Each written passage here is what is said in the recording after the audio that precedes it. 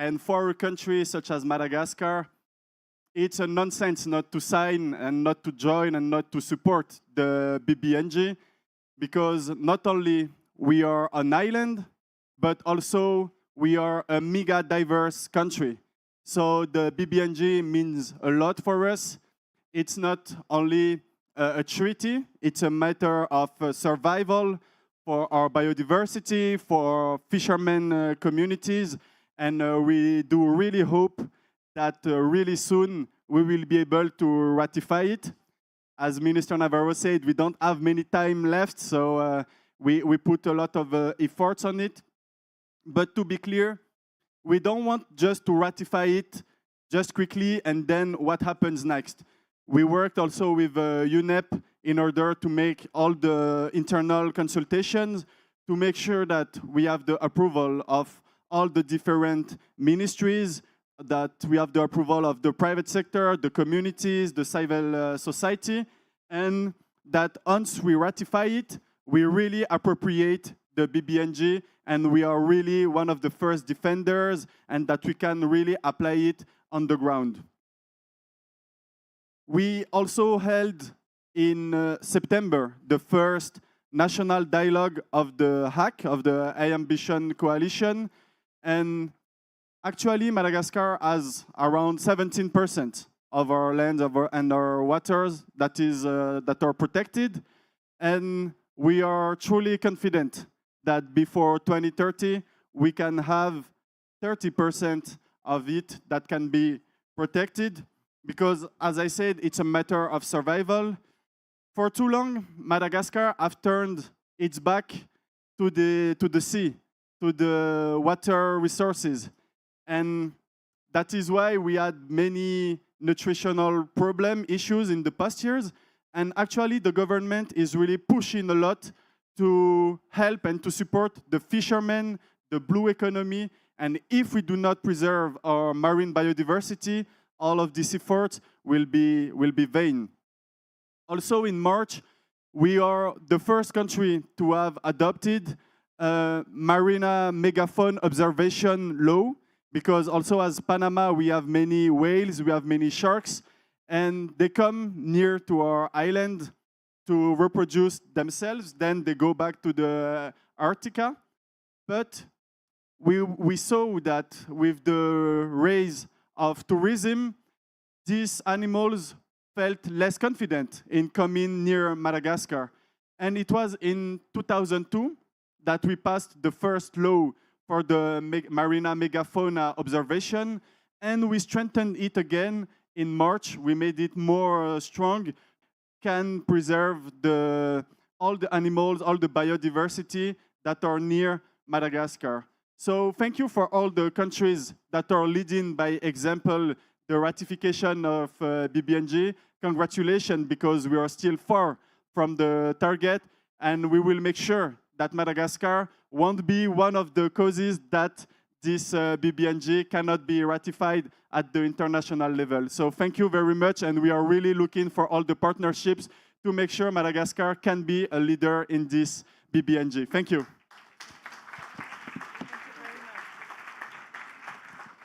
So hopefully you will have your stamp by the Ocean Summit. But thank you for highlighting the whole of society and whole of government approach, for this effort. And I would like to welcome Mrs. Laurence Bonney, Deputy Director of Planning, National Environment Agency, Ministry of Environment, Sustainable Development and Ecological Transition of Ivory Coast, Côte d'Ivoire. Congratulations for signing the High Seas Treaty. And I hope, is the translation working? No? Okay, so we will have Alice next to you. Please, Mr. Minister. Madam Minister. Madam Minister.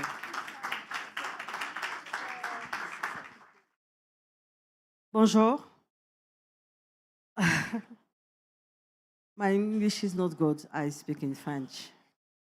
Okay. Excellences, Mesdames et Messieurs, tout protocole respecté.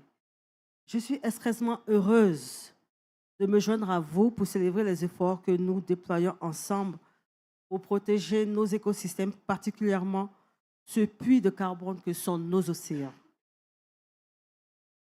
C'est avec une grande fierté que je vous annonce aujourd'hui que la Côte d'Ivoire, mon pays, a rejoint le groupe des États de la CEDEAO ayant signé le traité BBNJ, portant de ce fait à 9 le nombre d'États signataires dans notre sous-région qu'est l'Afrique de l'Ouest.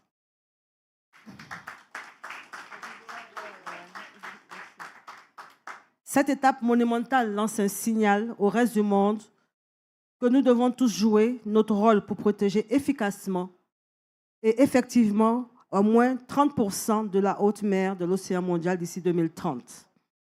Les pays de la CEDEAO ont adopté une approche régionale coordonnée pour ratifier rapidement le traité BBNJ afin de protéger notre biodiversité, nos océans et nos moyens de subsistance.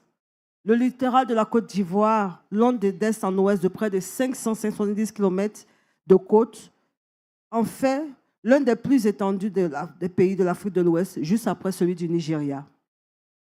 Nous sommes donc conscients de l'importance de la protection des océans, puisqu'une grande partie de nos populations dépend entièrement d'écosystèmes océaniques sains pour leur subsistance.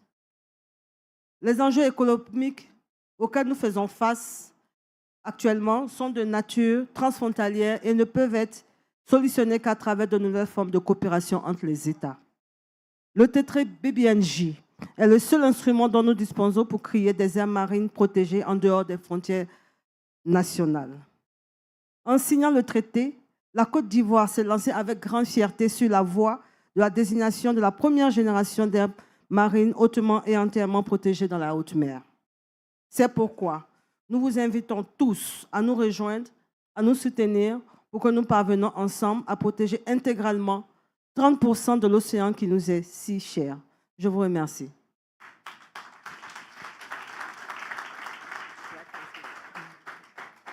Excellencies, ladies and gentlemen, all protocols observed. I'm extremely pleased to join you in celebrating the efforts we are making together to protect our ecosystems, particularly the carbon sink that is our oceans. It is with great pride that I announce to you today that Côte d'Ivoire, my country, champion of the 2023 African Cup of Nations, has joined the group of ECOWAS states that have signed the BBNJ Treaty, bringing to 9 the number of signatory states in our sub-region.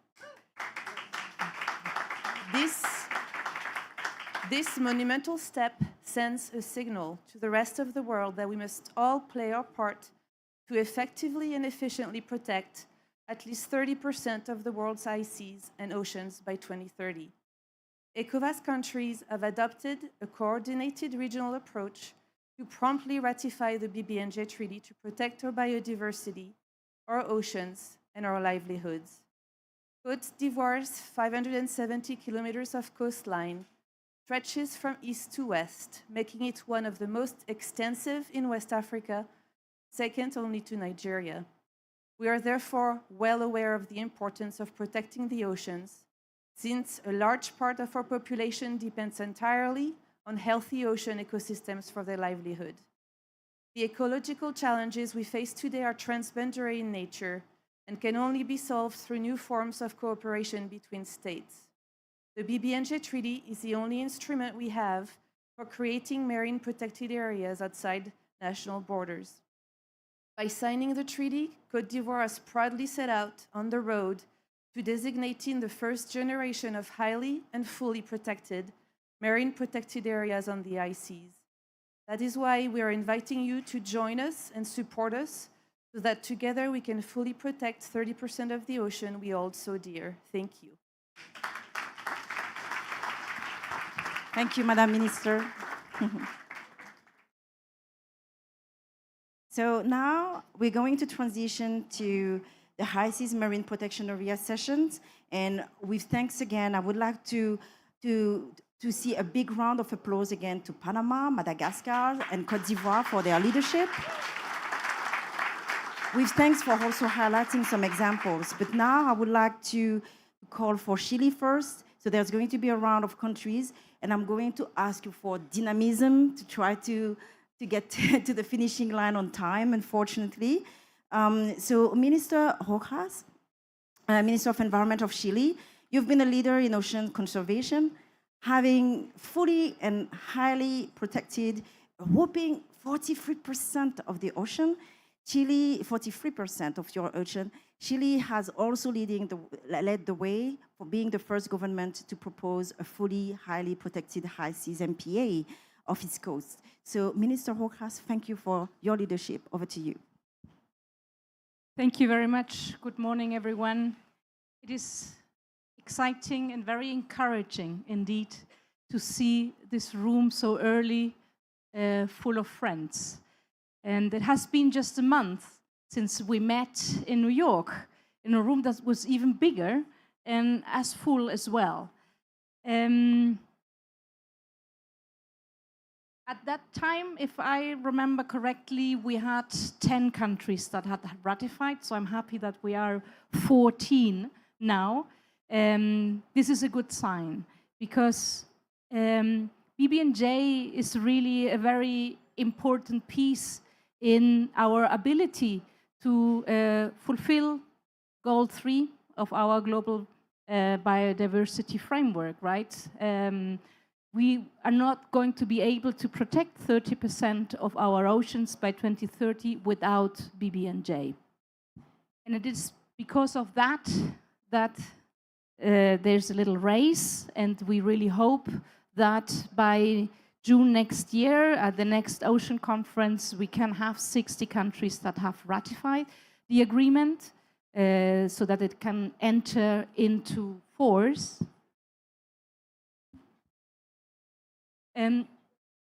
But not only that, we want and we need to quickly also declare protected areas in the high seas.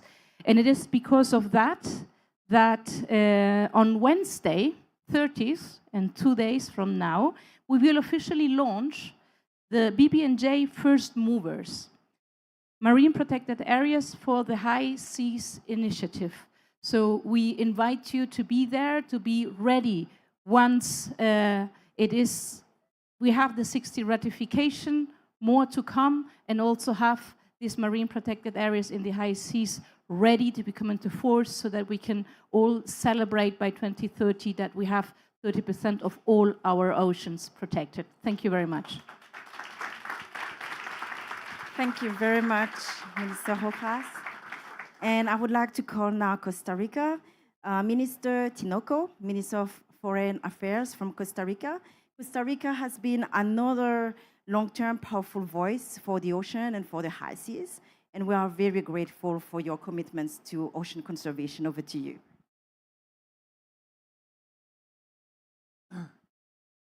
It has been so cold there, so that I moved to the back. Good morning, dear colleagues and friends. There is a saying that you always return where you have been happy. And for us, it's a real joy to be surrounded by the ocean friends and advocates.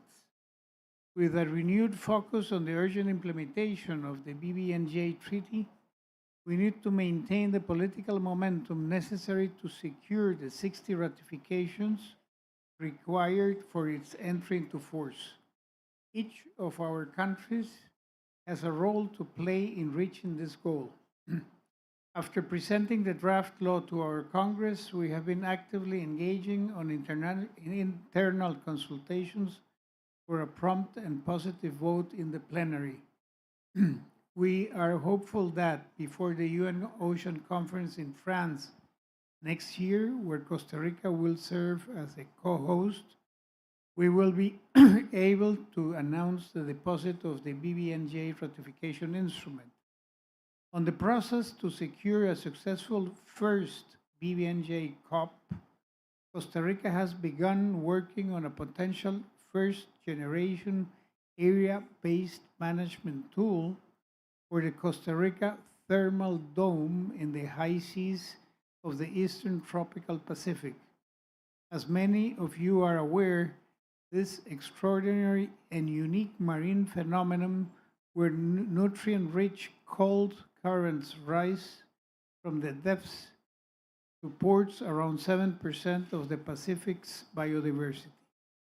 Acknowledging the critical importance of this ecosystem, we are confident that our proposal will receive strong backing from the international community. We express our sincere gratitude to those organizations who have reached out to us and offered their support to advance on this proposal. Thank you so much. Thank you very much. And we will see you indeed as co-hosts in June, as you're co-hosting also the High Ambition Coalition of Nature and People. I would like to now call Minister Dr. Adekunle Salako, Minister of State for the Environment in Nigeria. You have become also a powerhouse in the world of ocean conservation, and your leadership, with ECOWAS countries has been duly noted and as a bridge builder. So please, thank you for your leadership. Over to you.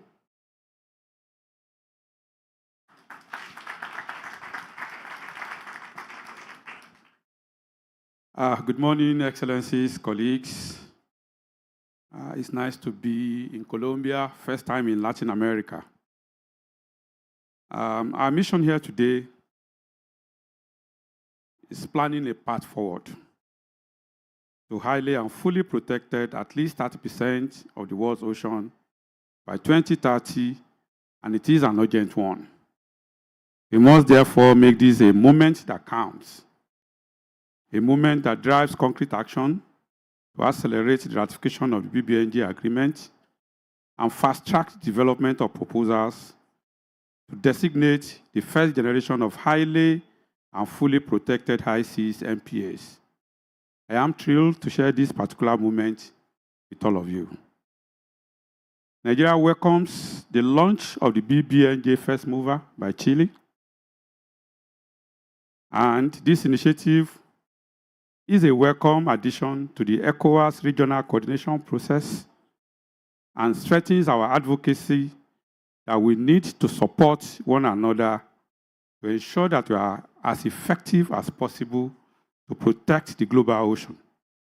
Designating the first generation of highly and fully protected MPAs in the high seas is no small task, but we are ready to tackle it together.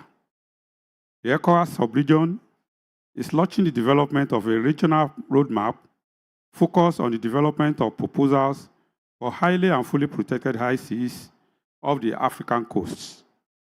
This process is a direct outcome of the regional coordination meeting held in Abuja in November 2023. ECOWAS sub-region will also host the 6th International Congress on Marine Protected Areas in Senegal in 2027, with the vision of using the momentous forum to announce concrete proposals for highly and fully protected MPAs, the ICs. Our processes are country-led, but coordinated at the sub-regional level. 9 out of ECOWAS countries, including Ivory Coast, which is announced today, have signed the BBNJ Treaty, and we're working towards its ratification. Nigeria hopes to be able to announce the ratification on or before UN Ocean Conference in June 2025. We know that the road to ratification remains arduous, but we are determined to be part of protecting the future and playing an active role in the implementation of the treaty. Now is the time to develop solid proposals to seek the designation of highly and fully protected marine protected areas covering at least 30% of the planet.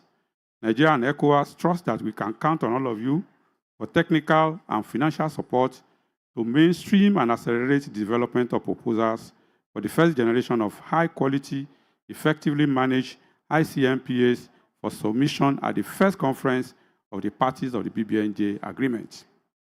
Establishing fully and highly protected marine areas is a shared responsibility which must be backed by our readiness to submit and adopt proposals actualizing our shared visions. I invite you all to join and support us. Thank you for your attention.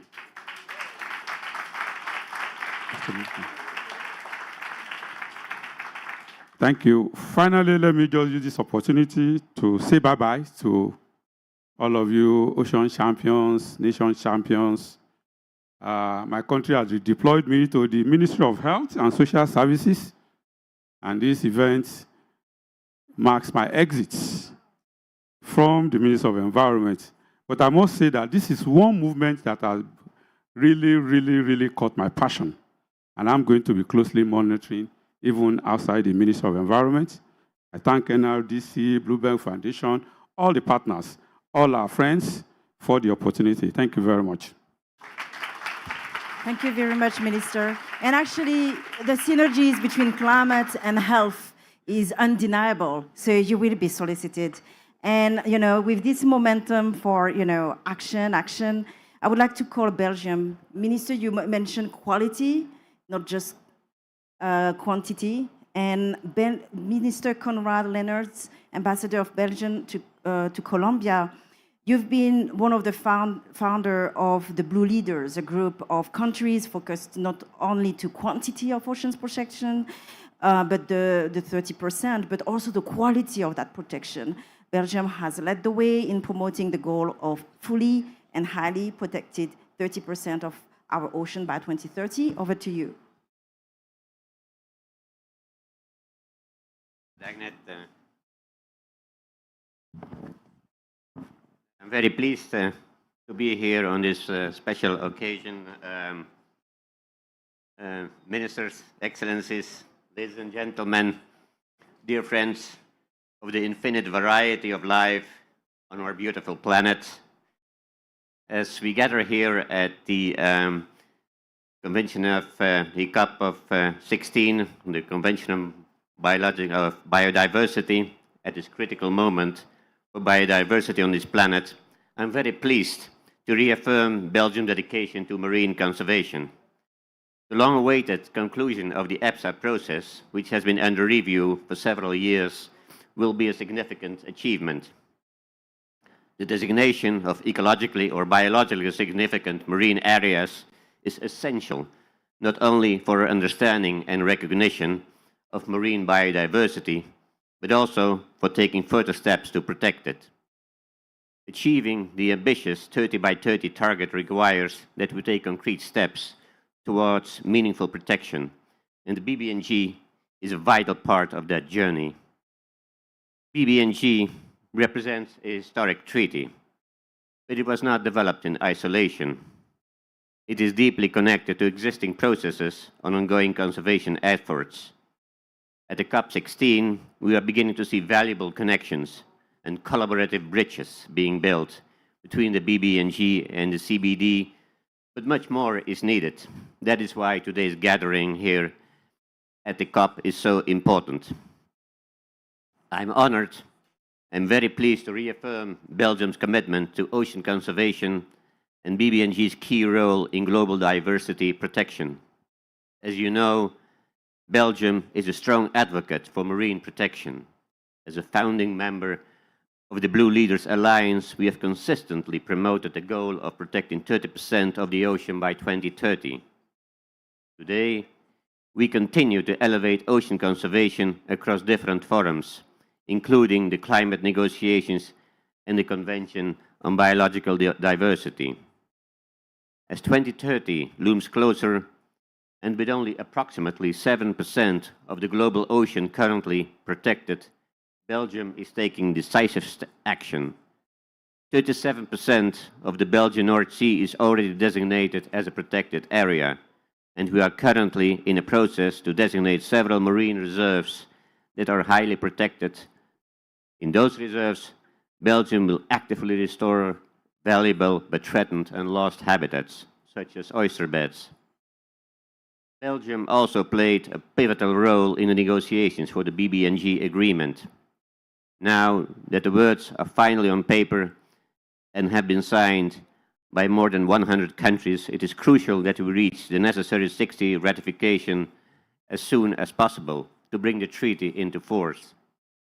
Our goal must be to reach this milestone by the UN Ocean Conference in Nice in June 2025. We've actively contributed to the finalization of the BBNG agreement, and we are committed to continuing the supportive role for BBNG now and in the future. I'm pleased to report that the Belgian ratification is well underway. The Belgian Council of Ministers has already approved the ratification dossier, and following advice from the Council of State, the text can be submitted to the Belgian Federal Parliament for approval. We cannot afford any further delays in bringing the BBNG agreement into force.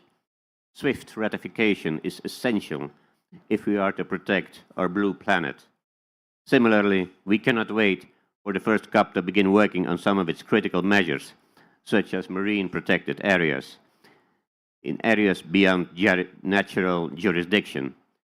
Numerous initiatives are already emerging to lay the groundwork for high seas MPAs, and Belgium is ready to play its part in its preparation. Thank you very much. Thank you very much. And launching a race to the top for the ratification. Let's now go to some of the funding initiatives. And I would like to call for the European Union, Aurélie Godefroy, Deputy Head of Unit, Environment, Sustainable Natural Resources, Directorate General for International Partnership at the European Commission. Thank you for providing some details on how you're going to support those initiatives. Thank you. Thank you very much. So, Excellencies, distinguished guests, ladies and gentlemen, you know that the European Union has been a strong advocate of the BBNJ Treaty, and notably as part of the High Ambition Coalition. This is why we are willing to support ratification and implementation of the treaty. So we are already supporting DOALOS for organizing regional workshops on ratification. But this is just the beginning of the journey. We have just adopted a 40 million global ocean program that will support national institutions in the ratification and implementation of the BBNJ Treaty. It's very important. It's the first program of this kind at the European level. So the first concrete deliverable will be a facility that will support on-demand technical assistance for the national institutions. And we are working to establish it with IUCN. So this facility will support the ratification treaty, but we will be also looking already at implementation, early implementation, for example, to undertake studies on specific ICs areas that have the potential for becoming MPAs. Or, for example, to better understand the composition of functioning of IC ecosystems. We will also be willing to work on environmental impact assessments.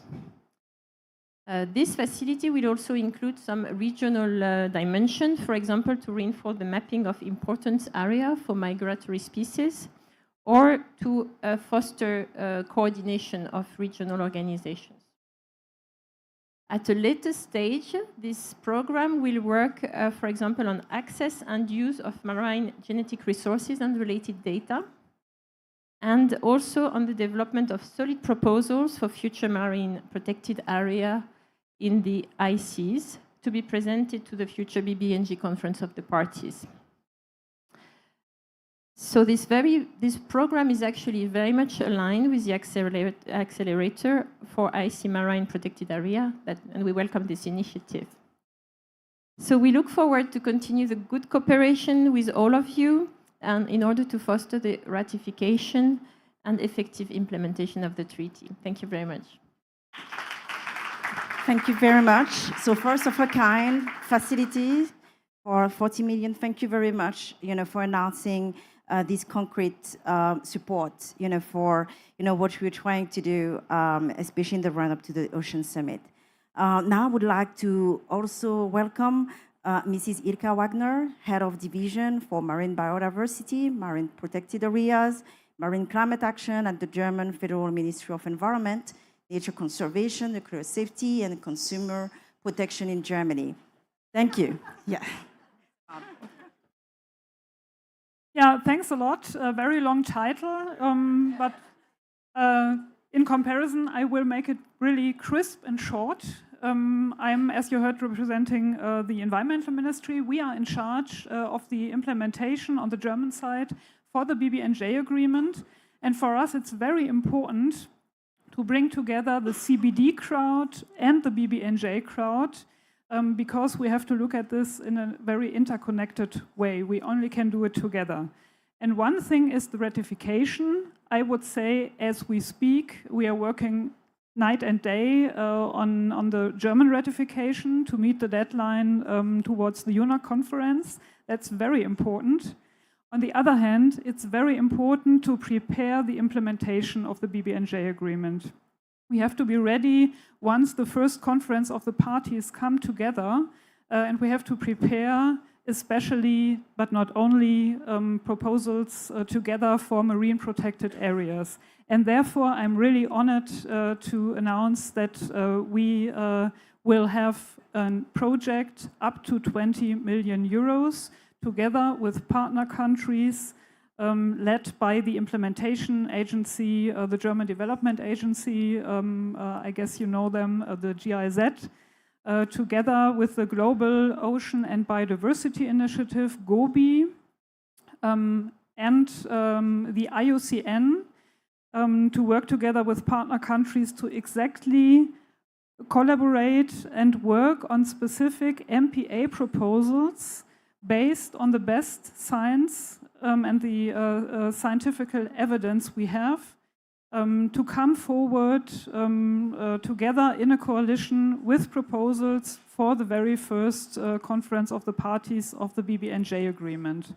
And we are also happy that we are already supporting also inter alia dualos, but also through other instruments like the Blue Action Fund. You already might know, in looking not only on high seas MPAs, but also MPAs in the EEZ. So everything is interconnected. We are working on it. We have to prepare for the BBNJ implementation. Let's do it together, and let's start. Thanks a lot. Thank you very much. It's great, so we're now 60 million in terms of means of implementations for those initiatives. And I would like now, we heard donor countries, but the role of philanthropy is also very important, and I'm very glad to welcome now Melissa Wright, who leads the Ocean Initiative on the Bloomberg Philanthropic Environment team, which has been working to safeguard the world's ocean by promoting marine conservation, protecting resilient coral reefs, and reducing the practice of harmful and illegal overfishing since 2014. Thank you. Over to you. Thank you, Ms. Agnet. Thank you, everyone. I will try to be brief as well. Thank you to the governments of Chile, Belgium, France, and Nigeria, as well as the Natural Resources Defense Council and High Seas Alliance for co-hosting this event. As she said, since 2014, the Bloomberg Ocean Initiative has been working to safeguard the world's ocean. Now, the initiative that we're focused on is also strongly supporting the global target to protect at least 30% of the world's ocean by 2030. We know we can't get to 30 by 30 without significantly increasing protections for the high seas. That's why we collaborated with 9 other philanthropic organizations to commit and deploy $10 million towards supporting Global South governments with legal and policy support to ratify the treaty. We announced that in Panama at our Ocean Conference last year. Since then, we've coordinated closely with public donors like the European Union, the Global Environment Facility, and the Blue Action Fund to leverage our respective investments, which together exceed $100 million. This is the kind of powerful cross-sector collaboration that can truly make an impact and better position us to deliver on the all-important 30 by 30 target. Even with these ambitious efforts, we can't wait until the treaty enters into force, as many have said tonight. Tonight? What time is it? I clearly need a little bit more sleep.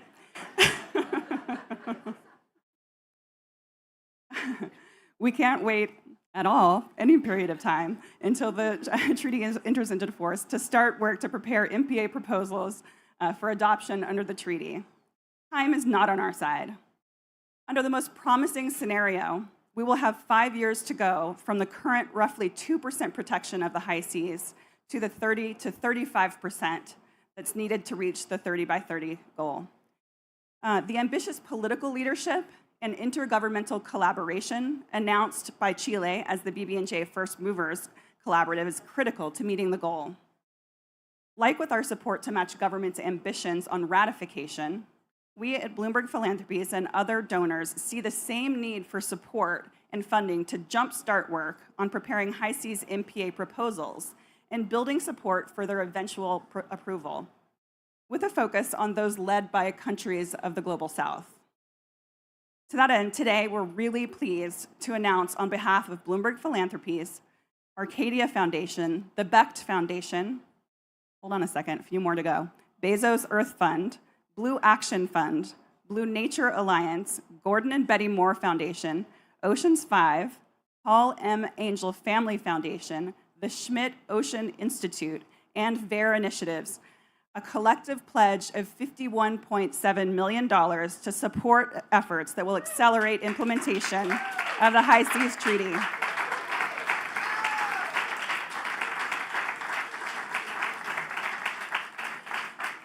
And as we have, we're really excited to continue to coordinate with public donors on additional resources. The pledge itself, it's a collection of individual funding commitments from 11 philanthropies that I listed a moment ago, who will identify and support aligned initiatives by NGOs to work in collaboration with governments to take on the science, policy, stakeholder consultation, and other efforts needed to propose, adopt, and effectively implement the first generation of high seas MPAs. So we know that several donors are already supporting the work of an NGO coalition to advance high seas MPA proposals for the Salas y Gomez and Nazca Ridges, championed by the government of Chile, while others are funding the scoping future investments for additional priority sites such as Emperor Seamounts, Lord Howe Rise, South Tasman Sea, and Sayed Daimala Banks. I want to commend the announcements by Minister Rojas of Chile of the new First Movers Collaborative and the initial set of countries joining Chile, the US, Canada, and Palau, that have come together with ambition to create the first MPAs under the treaty. I hope we'll be hearing additional countries announce joining the First Movers later this week. We and other donors of the pledge look forward to working with all of you and your governments over the next few years to transform ambitious action so that we can secure the high seas MPAs we all need to reach the 30 by 30 target. So thanks to you all for being here, and have a great day. Thank you very much. And we already heard a kind of matching, from the 60 million from the donor to 50 million, more than 50 million from philanthropy, to really make, go from talk to walking the talk. And, I would like now to really welcome Mrs. Patricia Ricard, President of the Institute of Oceanographic, Paul Ricard in France, and also IUCN patron. Patricia has been president, for this institute since 2005, and has been actively engaged in the protection, environmental protection over the past 30 years. Patricia, over to you. Thank you very much. Sorry, my voice, I lost the battle against AC, I'm afraid. Is anyone very, very hot? Because I think it could be a first step just to stop the AC. The frozen one, raise hands. Okay, I think we can stop the AC maybe. Oh, we tried. Okay, so sorry. So, okay, first of all, thank you for inviting me. And in the name of Oliver Poivre d'Arvor, that sadly couldn't be with us, I'm very honored to announce that France is on its way. BBNG treaty is on the planning for the Senate on the 5th of November after an unanimous adoption at the Assembly. In France, we have that little shuttle that goes from one part to the other one. So the shuttle's going well, and all keep finger crossed for the 5th of November. It will be much easier to pledge for a BBNG ratification while we've done it, but we are very good hope.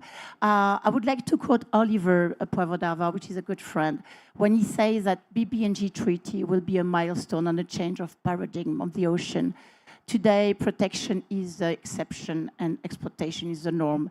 That BBNG treaty will be that shift of paradigm that protection will be the norm and exploitation will be the exception. And I think that's a very important thing in mind. From my point of view, I think that BBNG treaty will be a milestone in our children's book history, because I think it's for the first time the humanity will come together to take care of the most amazing, majestuous, and biggest part of the planet. And it's great to see that how ocean raised in that COP16 biodiversity, because Everybody's approved the link between biodiversity and climate, but we can see that the missing link is the ocean. So if we can really come together, if you have already ratified the treaty like Panama, help the other countries, go and see your friends ministers, use your embassy, do advocacy, explain that BBNG, it's just positive, it's knowledge sharing, it's impact and improvement of human activity on the ocean. It's not touching the touching point like seabed mining and fishing, because those are still run by the normal convention, ISA for the seabed and the regional for the fishing. So there's no risk to go and ratify BBNG. It's just the first step of individuals and collective human beings acting responsibly for the planet and the future generations. So please do whatever you can. Look at the track that the High Seas Islands have done.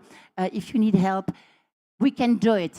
We have already 14, I hope soon 15, 44, 6 and 45 run to go, but please go. And if you've done, continue by helping your neighbors and your country friends. Thank you very much. Thank you very much. So racing against time now, to try to finish on time. But, thank you very much. We are going to have soon the 15 ratification. I would like to call Mrs. Rebecca Hubbard, Director of the High Seas Alliance, a coalition of NGOs from around the world dedicated to advancing protection of high seas. NRDC is a proud member and supporter. And please, Mrs. Rebecca Hubbard, over to you. Thank you. I've also caught the bug with the voice issue, so it's because it's such an exciting place to be. Thank you, everybody, and thank you especially to our government hosts for this event and our partners, and a special thank you to NRDC for so much effort in coordinating this event. I think I just want to make a first mention of how great it has been this week to see, or in the last week, to see the progress in the negotiations, but also the frequent mention of the synergies between the CBD and BBNJ.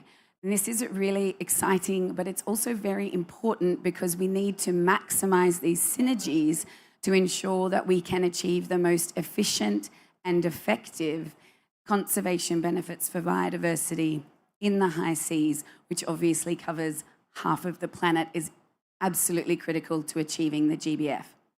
So I won't talk about ratification. Everybody knows we're nearly a quarter of the way there, but stay focused. What we need to use these synergies for with the CBD to assist with BBNJ is there's so much expertise, so much knowledge that's been developed over the last 30 years that can be factored into supporting, establishing the very important institutions and processes that the BBNJ or High Seas Treaty will need to be as effective as possible. And that includes issues of involving Indigenous peoples and local communities at the heart of proposals, clearinghouse mechanisms, and many other important things. But I'm here to announce that with our many excellent and amazing members and partners in civil society, but also with scientific institutes, Indigenous peoples and local communities, and other stakeholders, that we're launching a High Seas Marine Protected Area Accelerator, which will contribute to achieving the 30 by 30 goal by driving and supporting the development of high seas MPA proposals so that they're ready for approval at the first possible BBNJ COP.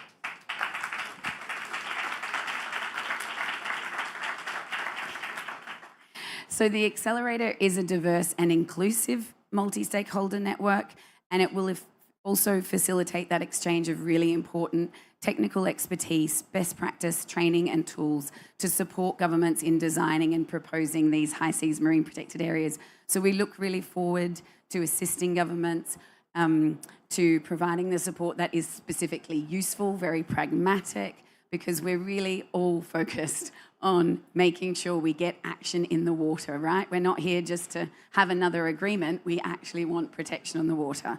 So, and we'll be the accelerator will be critical to providing those connections between funders, between government coalitions, between individual governments, and ensuring that we can actually progress those high seas MPA proposals as soon as possible. So thank you all very much for coming, for your collaboration, and animo.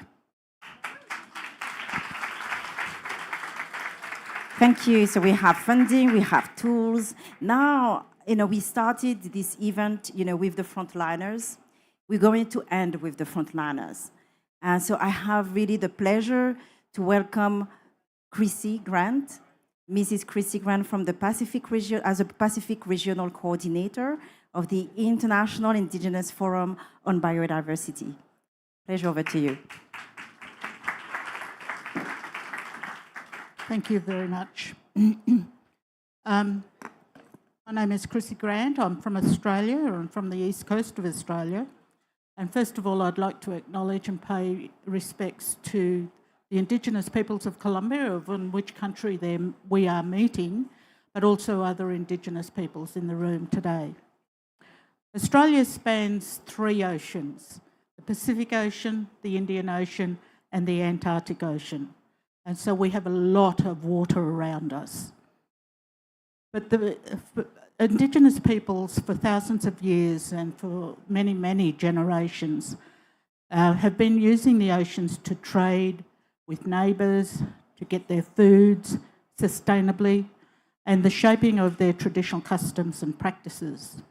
And when entering into a BBNJ, I just urge the parties that are here and other parties that are thinking of signing up to a BBNJ, please think about all our ancestors, whether they are Indigenous peoples or whether they're Western explorers who have sailed across the seas to explore and find other lands, and to honour their stewardship of caring for the environment as a holistic worldview that they have now passed on to us. We need to be able to pass on to our future generations in the same way of a clean and ocean environment. So please remember to engage Indigenous peoples as well as your local communities, because they have been there for many, many generations. Earlier this month in Australia, we held the first Global Nature Positive Summit, where the Minister announced a new protected area over 2 Australian islands between Australia mainland and the Antarctic. And that is over 300,000 square kilometres, so it's the size of Italy. These 2 islands are 2 of our 21 World Heritage areas, and the protection that comes from the World Heritage as well for the marine species is very very prominent in the protection of those 2 islands and the waters around them. So we have more than half of Australia's oceans protected, and we have blitzed our 30% with 52% oceans protected as of last week.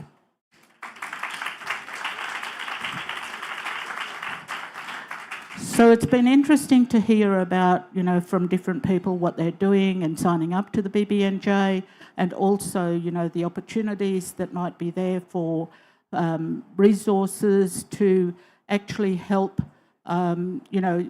people to come to the party of signing the BBNJ. But Indigenous peoples don't have that access.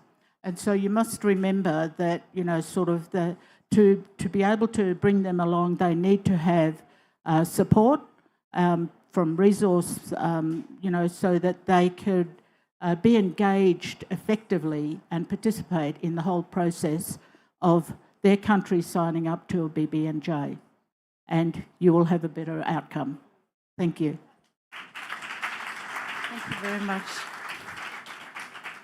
Thank you very much. So it seems that we're going to finish on time. I have the pleasure to close this event. I would like to really thank Excellencies, ladies, gentlemen, colleagues, fellow friends of the Ocean Avengers gang. Thank you for coming so early to really celebrate with us and bring momentum to this important cause. Today, we have heard not only, that we are getting, yes, closer to the quarter of what is needed for the ratification of the High Seas Treaty. We also heard the means of implementations. There's 60 million coming from the donor countries, with matching more than 51 million from philanthropy. We heard from the NGOs the mobilization of a tool like the accelerator to also make it happen. And we were reminded, throughout the event about the importance of authenticity, still, relying on the force of our traditions, the importance of biodiversity. There were a lot of connection of the overall biodiversity fight, on top of the ocean, and the power of coalition. So from the first movers to, the original funders, it's really good to see the momentum. And I really hope that we will continue to see more collaboration and empowerment to make the words of the High Seas Treaty a reality, turn it, into action. And I would like to again thank my team. I really just had the privilege to be a partner with Lisa here, but all the partners, without whom, and sponsors without whom we wouldn't be here today. And thank you for your leadership. I think seeing the room, we can make it. I know we can. So thank you very much. And you have a bit more time in your in your day. So we finished earlier. This is a kind of speed and dynamism that we need to see, in this space. Thank you.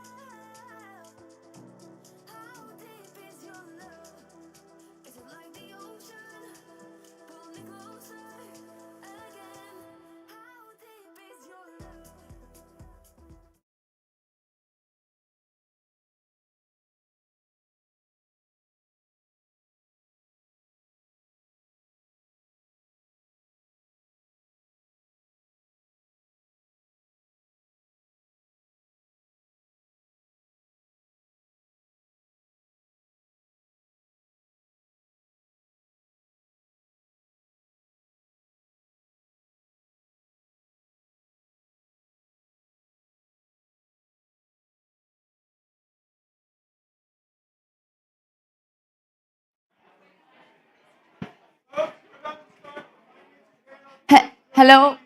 Come on in. Hi, all. We're about to start the financing panel, so please feel free to join us if you're interested. If you aren't going to be able to make it inside, we ask that you step outside to have your conversations. Thank you.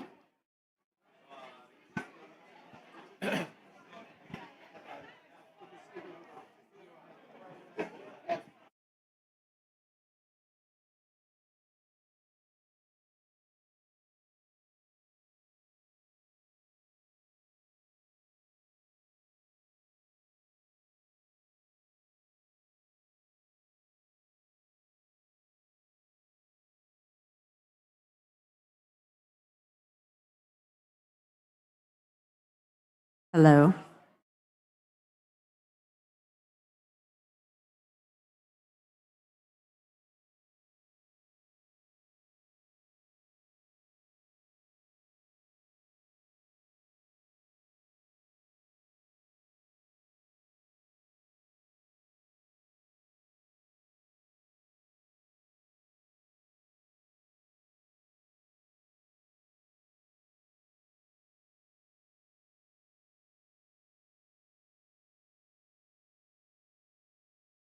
I think I see her. Okay.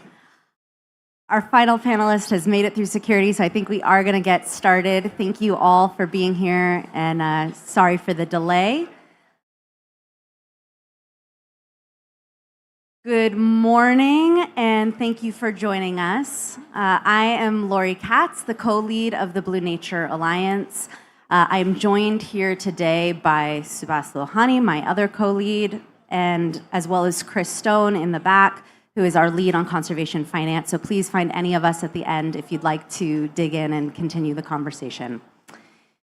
So I'm honored to welcome you here on behalf of the Blue Nature Alliance. We're a global initiative working to accelerate the pace, scale, effectiveness of large-scale ocean conservation, working through partnership. The Blue Nature Alliance was founded in 2020 by 5 core partners: Conservation International, the Pew Charitable Trust, the Global Environment Facility, the Minderoo Foundation, and the Rob Walton Foundation. And we all came together with the aim of pooling resources and expertise to catalyze large-scale marine conservation in 5% of the global ocean as a contribution to the 30%. With partnership as our core foundation, we work in collaboration with governments, IPLCs, civil society partners, and diverse stakeholders on the ground to support countries in both designating marine protected areas and then ensuring that they are effectively and equitably and durably managed afterwards. To date, we have active engagements in 42 geographies around the world, covering over 25 million square kilometers of ocean. Some of these places are at the beginning of their journey, working towards designation. Others are along that journey, are well-established anchors in our global marine protected area network. Some are on the coast. Others are in the far reaches of the high seas. Some are in countries that are middle income, higher income. Others are in countries where they're still working to establish basic human services. But in all of these cases, there is one consistent challenge. They have insufficient financing for marine protection. As we all know and feel, there's a significant gap that remains in accelerating and mobilizing funding at scale for countries to pursue and achieve their ocean conservation ambitions, as well as to ensure the protection of the high seas, which we just heard about in an incredible event right before this. So addressing this gap requires innovative, system-based solutions that engage private and public sectors, strengthen in-country capacity, and ensure integrated ocean governance with communities and indigenous peoples. So through our conservation finance program, the Blue Nature Alliance has worked with governments, partners, and communities to develop and implement financing mechanisms and mobilize resources across the world. In each case, and you'll hear about some of them shortly, we've been deeply humbled by our partners' creativity, perseverance, and negotiating strength. With the rise of the global conservation frameworks, such as the Kunming-Montreal Global Biodiversity Frameworks 30 by 30 initiative, the UN SDGs, and the UN High Seas Treaty, recognition of the need to protect nature for the survival of humanity, mobilize resources, and act has never been greater. We're committed to continuing to drive innovative financial solutions and partnering with countries and communities to finance and achieve their 30 by 30 marine ambitions. Before I hand off to the incredible panel for today, I wanted to take one moment to congratulate our newest partner within the Blue Nature Alliance, the Blue Azores program. An incredible group of ocean champions, and I think some may be here today. Just last week, the government of Azores passed historic legislation to highly and fully protect 30% of their waters, representing the biggest MPA network in the North Atlantic. And we look forward to collaborating with them on sustainable financing for the next part of their journey. So hopefully next time they'll be on this panel as well. With that, I'm going to hand it off to Tom Dillon, the Senior Vice President for Environment at the Pew Charitable Trust and the Vice Chair of the Blue Nature Alliance Steering Committee.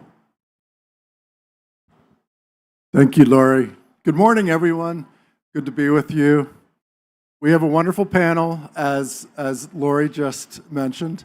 And one of the big topics, of course, we're all talking about here at the CBD this year is financing. And that's a particularly important topic, I think, for marine conservation, because as we all know, marine conservation has been innovating a lot, but is catching up on long-term financing in particular and ensuring that all the wonderful new areas that have been designated are able to be durable and managed.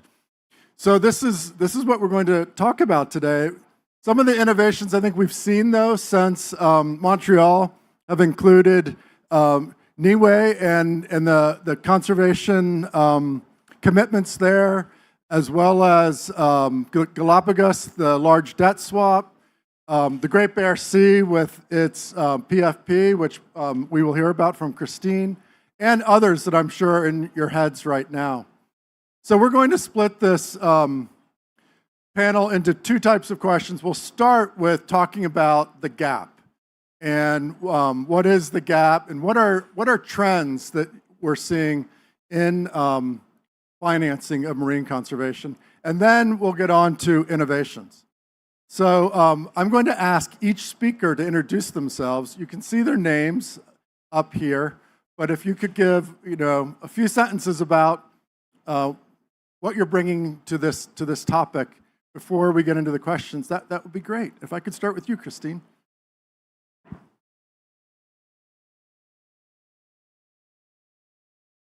Good morning. My name is Christine Smith-Martin. I am the CEO of an organization called Coastal First Nations, and we have 9 coastal communities that we represent. First, want to acknowledge the beautiful territory of the Colombian people, and thank you for allowing us to come and being on your beautiful territory and your hospitality that we've been so gracious to receive. what I'll be talking about today is not just about the Great Bear Sea. We'll be also talking about what we call the Great Bear Rainforest. I don't know if many know, but the Great Bear Rainforest Agreement was what they call the first PFP. And it was a very unique and an amazing agreement that has allowed us to reflect 20 years back to see how PFPs work and the uniqueness of being able to sit down with partners, Indigenous communities leading the way. And we are able to talk about what we've experienced for the last 20 years. I'm here also representing myself as a co-chair over a certain piece of our Great Bear Sea, which represents 17 communities in all. So we're very excited to be here today, and I'm looking forward to the dialogue and also acknowledging my amazing people that are on the stage today. Thank you. Thank you, Christine. Brian, if you could introduce yourself. Sure. Good morning, everyone. Glad you all survived the traffic and made it here this morning. Hopefully everyone's had coffee. My name is Brian O'Donnell. I'm the Director of Campaign for Nature. We work on three main issues, 30 by 30, first advocating for the target to be part of the framework and now advocating for its implementation. Second main issue is finance. This is an area that we all know, and really pleased that you're having this panel, because without the finance, we don't achieve 30 by 30, and we need more of us, all of you, all of us, to focus on the finance issues. And the third issue that we focus on as an organization is making sure that the rights of Indigenous peoples, local communities, Afro-descendants are upheld and advanced in implementing the 30 by 30 target, because they are the frontline defenders of nature. Great. Thank you, Brian. Eileen, could you introduce yourself? Sure. Thank you, Tom. Eileen Lee. I am the overseeing grant-making programs at the Gordon and Betty Moore Foundation. We are a U.S.-based philanthropy founded by Intel co-founder Gordon Moore and his wife, Betty. We work globally on important landscapes and seascapes. In our oceans work, we've had the privilege of accompanying Christine and her partners in the Great Bear for, I guess, almost 20 years now. We work deeply on Arctic conservation, and we were also proud to be able to support the work of the Blue Nature Alliance in the spirit of partnership. And Marie May, could you introduce yourself? Thank you, Tom. Good morning, everyone. My name is Marie-May Jérémy. I'm the Chief Executive Officer of the Seychelles Conservation and Climate Adaptation Trust. And in SECAT, our main role is to support the national priorities, particularly the Marine Spatial Plan, that has led to the designation of 32% of our EZ as protected areas, but now also looking at the NDCs and also supporting government in their commitments towards protecting 100% of the mangroves and seagrass ecosystems in the Seychelles. So a lot of our work now is focused around resource mobilization to support the implementation of both the MSP, but also the NDCs as we go towards next year, which is when we will be launching the full implementation of the plan. Thank you, Marie May. As you can see, we have really diverse set of experiences and institutions here today in this panel. So I think we'll have a really interesting discussion.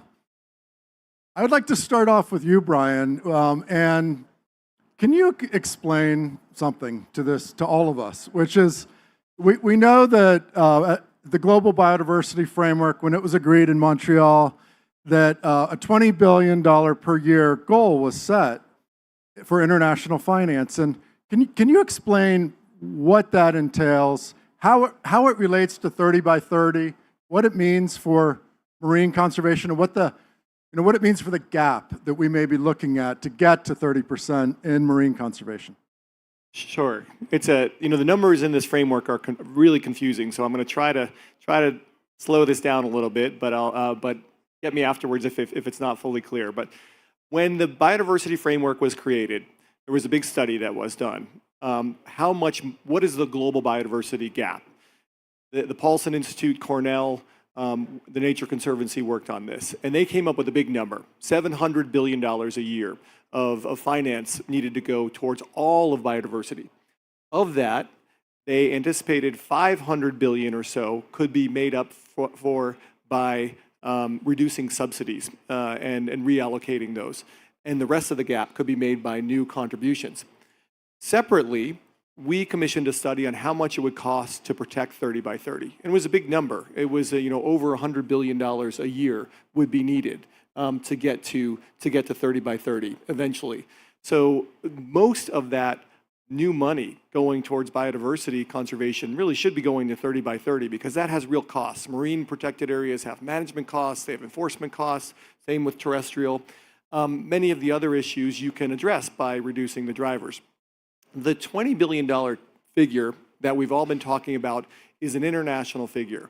This was what was really the sticking point in negotiations in Montreal. Developing countries had said, we need more money. We harbor the world's biodiversity. We need more money from donor countries in order to protect these areas. They were advocating for big numbers, $100 billion a year. But the negotiations ended up compromising on just $20 billion per year by 2025, up to $30 billion by 2030. So that's what we're talking about now. We're here on the cusp of 2025, and will donor countries meet that $20 billion target? Now, just meeting that target doesn't mean we've solved the 30 by 30 finance gap. In fact, most of the money that's counted towards that $20 billion doesn't go really to the targets in the biodiversity framework. You can include things that are biodiversity related. A sewage treatment plant could be counted as biodiversity related because it cleans some water, but that's not going to help get a new marine protected area managed. So we as a community, yes, we need to hit that $20 billion target, but we've got to do a better job of making sure the money is flowing to the targets and especially flowing to the ocean target, because that is the area where we have the biggest growth and the biggest needs. And some of the countries that are small island developing states that absolutely need these resources. So there's a lot more details there, but I know there's a lot of other panelists you want to get to, but I thought at least I'd give a quick overview there. Thanks, Brian. That was really helpful for starting to set the stage on this gap. And Eileen, the next question's for you. And when you look at the SDGs, number 14 for the oceans seems to be one of the lower funded SDGs. And we know that ocean conservation is coming into its own, right? There's a trajectory there that is upward in terms of attention and in terms of funding, but it's still really challenged. And could you reflect on what you see as some of the challenges for funding marine conservation at a higher level? Thank you, Tom. That's actually kind of a hard question at first for me, and I have to pause because for me, it seems so obvious that oceans deliver the trifecta of climate benefits, biodiversity benefits, and human development benefits. But I will tell you, I have been surprised how often someone will see us talking about oceans, even at the biodiversity COP or at the climate COP, and say, what are oceans people doing here? And to me, that's just, that's maybe a sign of the work that we need to do. I think oceans suffer from the invisibility problem, right? People see the resource as vast. They don't necessarily see the biodiversity. They don't necessarily understand the climate benefits or even the communities that really depend on the resource. And I think if we want to step up support for the oceans, that is going to be really important. We are also terrestrial funders, and I would say on the forest side, I feel like we've seen, forests rise on the global agenda, starting really with the Glasgow Forest Pledge, maybe being the most significant example of that. That was a pretty deliberate effort on the part of partners we support to bring forward the forest peoples connection, the forest climate connection, and I think we can do the same for oceans. Thank you, Eileen. Now, Marie-May, Seychelles was the first country to have a blue bond in, I think, 2015. And then several years later, you had a sovereign debt swap as well. And the proceeds from that have gone into ocean conservation. And can you tell us the perspective from the Seychelles of the funding gap there and why it is that Seychelles seems to be such a leader on this topic? I think one of the first things that when we start talking about our journey for innovative ocean conservation financial mechanism, We have to think about the context for us. And being a small island developing state, large ocean state, as we now consider ourselves, we are more ocean than anything. So most of our riches come from ocean. So I think it's a no-brainer that this is the path that the Seychelles government took in terms of establishing those partnerships that led both to the debt swap, but also eventually the issuance of the world's first blue bond. So for us, the journey has really been to promote funding mechanisms that are really available to the local communities and preaching for ocean stewardship, because this is the only way that we feel that we'll be able to achieve some of those big targets that the nation has established. Now thinking of the financial gap, we have received a lot of support through those past mechanisms really to get us to the point of designating our protected areas. But I think now that gap is around implementation. We know from the past CBD Aichi targets that the issue of setting up protected area is not only where it stops. What about effective management? And this is where we are now at that crossroad where we say, well, yes, we've achieved that designation, but how do you go about and find the appropriate level of resources, durable resources, that's going to get us to the fully and properly managed protected areas? So right now, the gaps that we're looking at in country is really contributing to those global figures that Brian has spoken about. We are doing the costing of our MSP, and it's looking, like $30, $50 million a year. And for a small island developing state, that is a lot of money. And with our own experiences in the things that we're trying to do, we know that there's still a lot of work that needs to be done.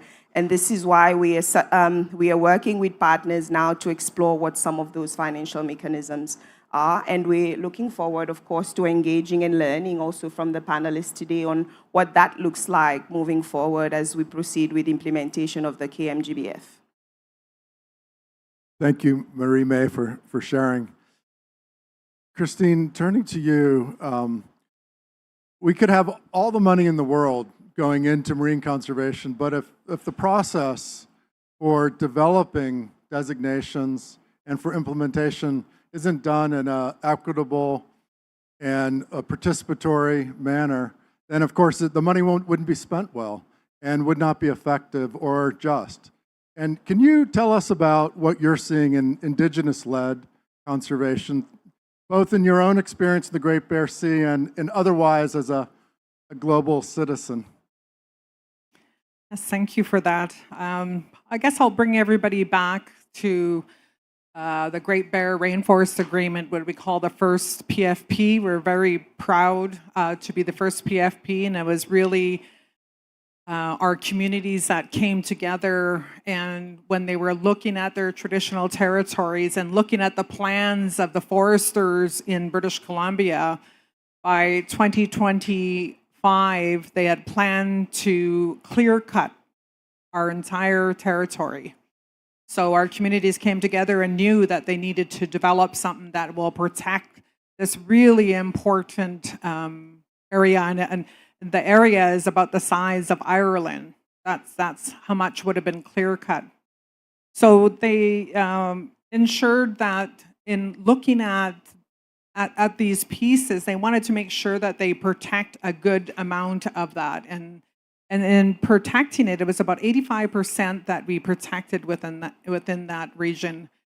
And it's now 20 plus years later, and we look at these findings, or these numbers as we call them, to show those indicators.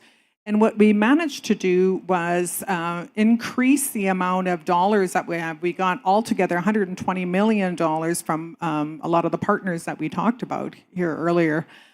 And what we managed to do was to leverage those dollars. And today we're close to $400 million that we've been able to, a 3-to-1 ratio, ensuring that we continue this work, because it doesn't stop after 20 years. We have to ensure that we're continuing this work. So when we talk about these mechanisms that are in place, we're very proud that we can look back, measure, and then be able to share with other communities, because that's really important to our communities, that we share our findings, we share our learnings, and sort of how to do that. In that, we've created 1,200 jobs within our community. So a lot of them were loggers that were, working within the industry within our territory. So we had to make they had to make a transition to more sustainable businesses, and so we've created 1,200 jobs, and we've also created 100 new businesses. And that we're very proud of. That continues to grow every year, but it's led by the Indigenous communities. And we're very, very proud of that. We've developed what we call an organization that's called Coast Funds, where we house our dollars. And I think I'll talk about that in a little bit. But the important part of the work that we're doing is how do we include people like the philanthropic community? How do we include the provincial government, the federal government in the work that we're doing? And that was really important to our communities, that we look at it as we are setting the table, because with our tradition, we set a table and invite people to the table.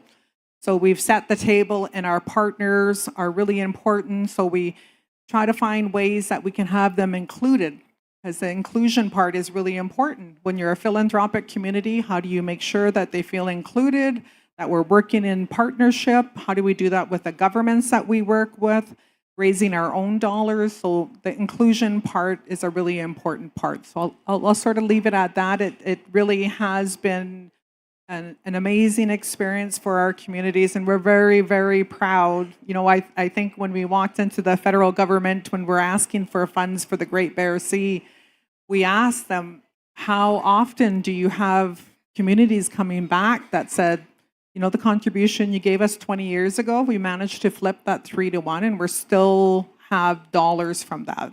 I don't know very many communities that could come in and say that. So that we're very proud of. Thank you, Christine. How many First Nations are there as part of Coastal First Nations? Can you, in this inclusive process that you have developed?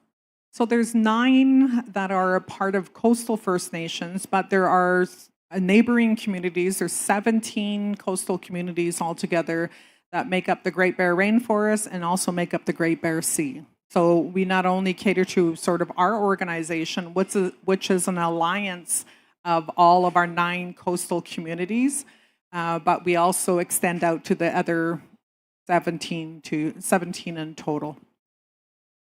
Thank you. That's a lot of coordination that you're doing amongst many communities. Brian, if we could turn back to you, and you told us the big picture on public funding and explained some of the complexities of the various numbers that are subsets of one another or looked at through different prisms.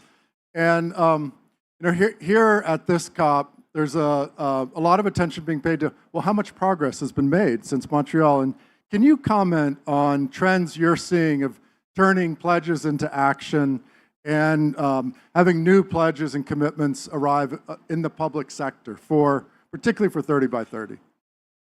Yeah, it's unfortunately it's pretty thin. We are here at halfway almost through the framework implementation time. Just half a decade or so left to implement 30 by 30. When we look at the numbers that have come forward for 30 by 30 from the governments, we've only seen a little over 240 million or so of public new pledges, and that's total. So we're not seeing the billions per year. And when you look at the Global Biodiversity Framework Fund, which is the fund that was set up here in Montreal to be the financial mechanism to implement the framework, we saw some initial pledges right after the COP, but again, we're only talking about in the hundreds of millions here, not billions, and that's total, that's not annual. So when we're talking about a gap of tens of billions of dollars a year to implement 30 by 30, and yet public donors are only putting in hundreds of millions total, not annually, we have a massive way to go. I don't think public donors are treating this like a biodiversity emergency. I don't think finance is anywhere near the scale of commensurate with the scale of ambition. So we had a really ambitious target of 30 by 30, doubling terrestrial protection areas, tripling marine, but the finance targets were way too low and the pace on delivering them is way too slow. I've been pleased with the philanthropic sector. They've shown real innovation here. They've shown innovation in terms of how they're delivering money and the scale they're delivering money.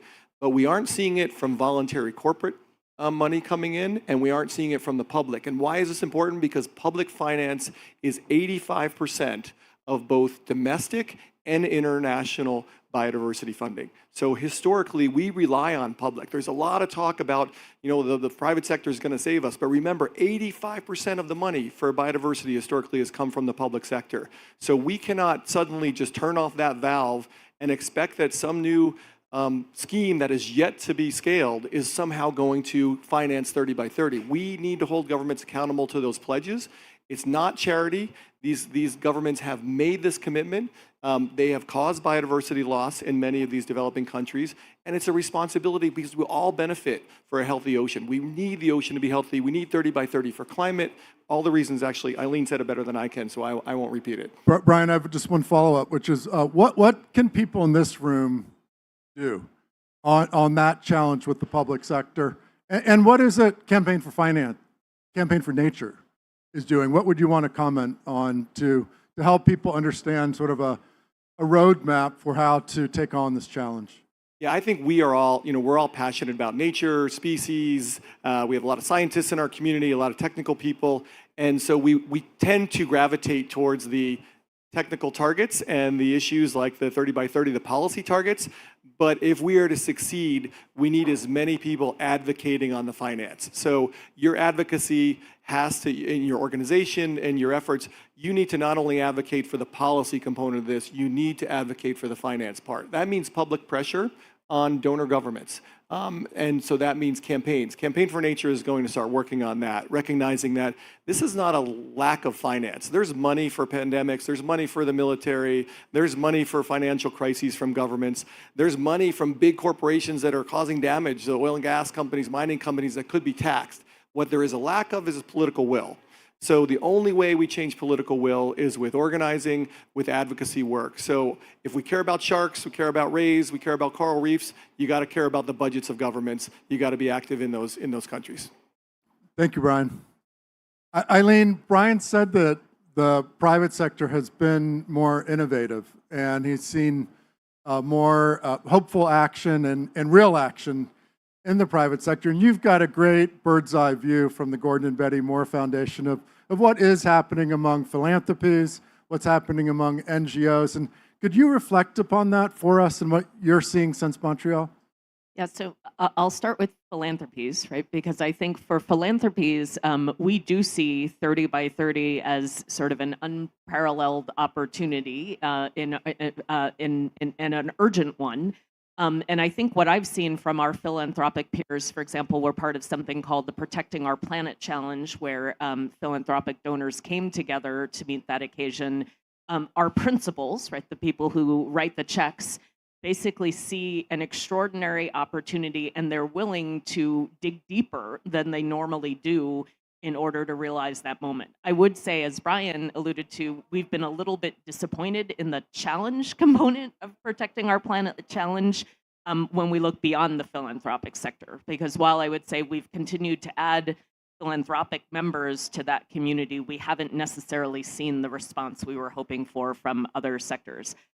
Maybe to comment a little bit on the private sector component. Obviously, I'm not from the commercial sector, but I can speak a little to where we see the bright spots operating in partnership with philanthropy for this agenda. And maybe the most important thing is to double down on Brian's point that the essential funding for the conservation work is still the backbone of creating those private sector investment opportunities, right? Fundamentally, what the private sector needs is certainty. And when you have governance, when you have rights, when you have the spatial plans and the protected areas, that is a big part of what makes private investment possible. I think, Christine, the examples that you talked about with what happened with the Great Bear Rainforest, that job creation, that investment was possible because we got the conservation and land use pieces right. So I think we have to start there. I do think we're seeing some interesting innovations around, and I'm not going to, I think my understanding is everybody's trying to move away from the term biodiversity credits now, right? Because I think there's an acknowledgement that biodiversity isn't tradable in that sense, right? It's about places. But there is an opportunity to invest differently in performance in those places and to scale the investment. So I think we're seeing, certainly I've been approached this week by many private sector banks who are looking to figure out what might the partnerships look like that allow us to scale investments in many, many places at once, right? So can they provide the vanilla bond financing package that can go to multiple projects like the one you talked about in Niue and other places? I think as well, there's a recognition that we need to focus on seascapes or landscapes, right, to bring all of those pieces together in a place that, you know, that if we want blended finance solutions, that is about figuring out who are all the partners that can bring the pipeline, that can bring the different layers of capital, that can bring the governance and policy that will make it possible. And I think that's another critical innovation. Thank you, Eileen. Marie-May,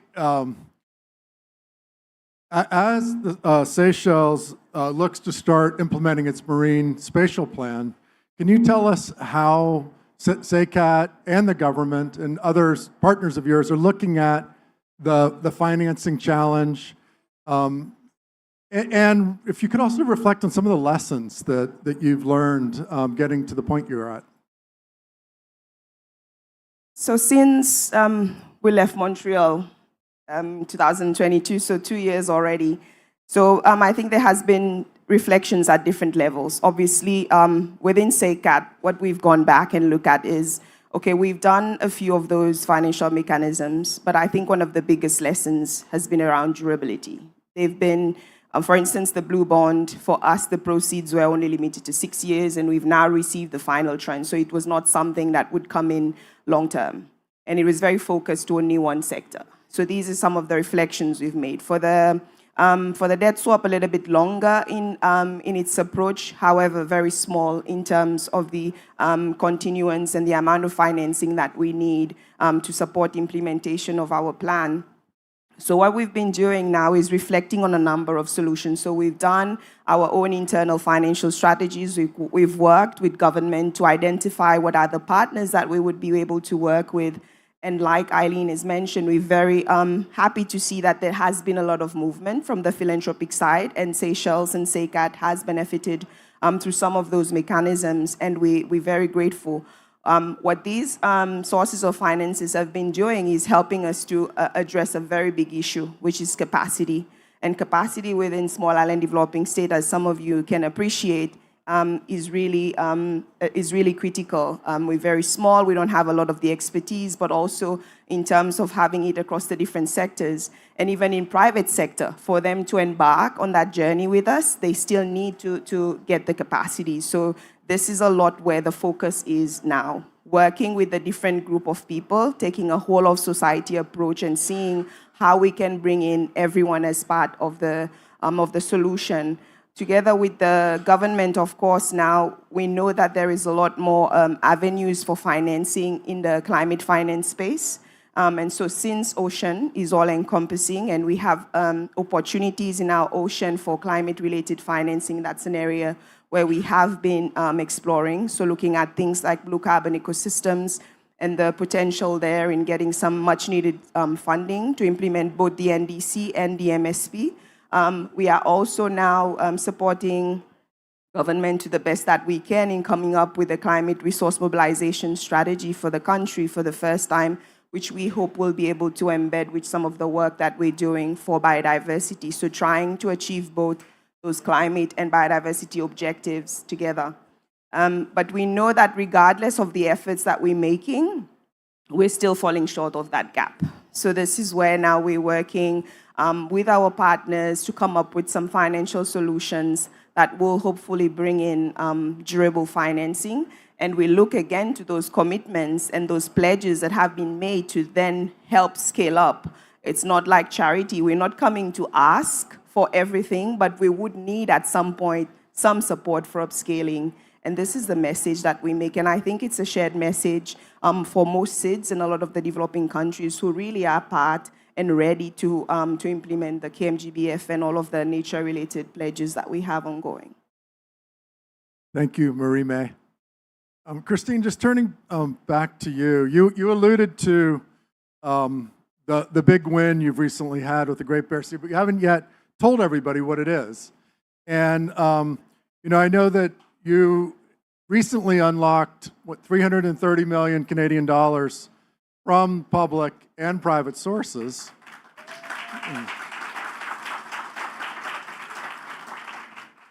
And as Brian reminded us, the public sector is an essential donor and globally underpins 85% of all costs in conservation. How did you go about getting to this point and getting both public and private interest to support your big vision? And can you reflect upon that and tell us a bit about it? Sure. Thank you for that question. I think before I get to that, I will talk about the Great Bear Sea. As part of this work, we've actually started it 20 years ago. So each of our communities developed their own marine use plans, and that fed up into what we have as a network, the first network, Indigenous network, that feeds up and does regional work and it does work as a whole. That's really important because when we're talking about PFP is a financial mechanisms that support work like that. And how we came about with this is that we decided that we were going to continue the work. Our communities have said, you're not finished yet. I think Dallas Smith always says it really great. Don't hurt yourself patting yourself on the back with the Great Bear Rainforest. We have the sea to finish, and we always look at it as a holistic. We've never looked at them separately. They're interconnected. And so we embarked on this work, and really the success of the Great Bear Rainforest, we wanted to sort of duplicate that process. We wanted to ensure that we have stewardship endowments. We wanted to ensure that we have economic opportunities. Because in our communities, when we're talking about this protection of territories, we're displacing some of our people who work in these industries. And so it was really important when we do the planning that we included that piece, because we can't just say, sorry, you're out of work, we're not going to replace it with anything. We had to be thoughtful in how we did that. So, one of our chiefs shared that they had a logger coming in, banging on her desk saying, what do you do? What did you sign? Because I no longer have a job because of this protection. So it was really important for us, and same with the Great Bear Sea. We have a commercial fishermen within our Indigenous community that had concerns. So it was, for us, it was coming together and finishing off that work, and we're lucky that we had that 20 years of experience in terms of developing these plans. And so when we embarked on this, we had that as the template. As you mentioned earlier, 17 communities, it required lots of consultation. And we went from let's close in 2 years to let's close in 1 year, which means all hands on deck. But for us, what that meant is we have to communicate with our communities to ensure they are along with us. We brought our leadership together 4 times a year to get their input into the direction. We developed what we call a Tier 1 committee that allowed all of the communities to assign a person to that committee.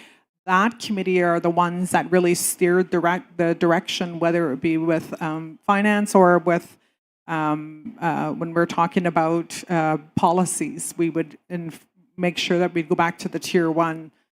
So those are the ways that we incorporated and make sure that our communities are very much involved. Our philanthropic partners, we have a table for the philanthropic partners that include myself and other leader that come together and talk about, and they're important partners because they raised $70 million for us in 1 year. That is absolutely amazing. And we didn't have to be in a lot of the rooms. They have a lot of those contacts, so they were pounding the pavement and making sure that we get those funds.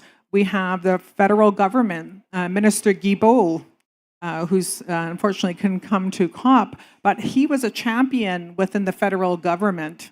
And, so these are really important pieces. It didn't sort of just happen with us. We had really important components that helped us along the way. There are people that were banging on doors when we needed to sit down and meet with the Department of Fisheries and Oceans because they were stalling everything. So I think that those are important. It was, we kind of joke about being in a fetal position after this 1 year was up, but our communities are the ones that benefit because through this, the stewardship offices, they're no longer seasonal jobs, they're year-round jobs. So we're really excited about that. We're really excited about bringing young people and monitoring their territories because they are our eyes and ears out in the territory. So I hope I answered your question, but it was really, and I really want to commend our leaders 20 plus years ago. Somebody asked me one time, did you think the success, that you think they thought this success would happen? Absolutely. They knew this success would happen because that was their foresight. Thank you. Thank you for that inspiring story, Christine. And the way we're going to end this is asking each of you the same question that if you could just answer briefly, which is, you could tell us one thing about the topic we're discussing that you're excited about, that you've seen that you want to share with this group, or an area of hope that you have on this topic of sustainable and innovative finance for marine conservation. And Marie-May, could we start with you? I think my message of hope, or at least one that I bring from home, is that we believe in the work that we do. Otherwise, we wouldn't have gotten started. And we will go at it alone for as long as we can. But of course, we're always looking for new partners and support to join us into that, because we know and we believe that what we're doing is right for the people of the Seychelles. It is what we needed, and it is right for the world as well. And so this is the hope that we have, and we believe in the solutions that will come out, so we will continue. Thank you, Marie-May. Eileen, could you comment on something you're seeing that you'd like to So tell maybe people about? you mentioned partners, right? I think what I'm seeing as a philanthropic donor is that partnerships are coming together in a way that we haven't seen previously. And I think it's a recognition that we need it to bring our collective weight and to be able to move faster against the opportunities before us. And I think each of those successes leads to more opportunities to learn from each other and grow. And Christine, I want to thank you. Christine even met with some of our partners working in other parts of the world here during COP, and they were so excited to be able to learn from your experience. And I think that those are the things that are going to help us make this happen. Thank you, Eileen. And Brian, the same question for you. What gives me hope really is sitting here with Marie-May, Eileen, and Christine. I think, and especially when you hear the on-the-ground stories from Christine and Marie-May, or on-the-water stories, we don't have to both get the money and then tell people we hope that it works. We know it works. We can show that it works.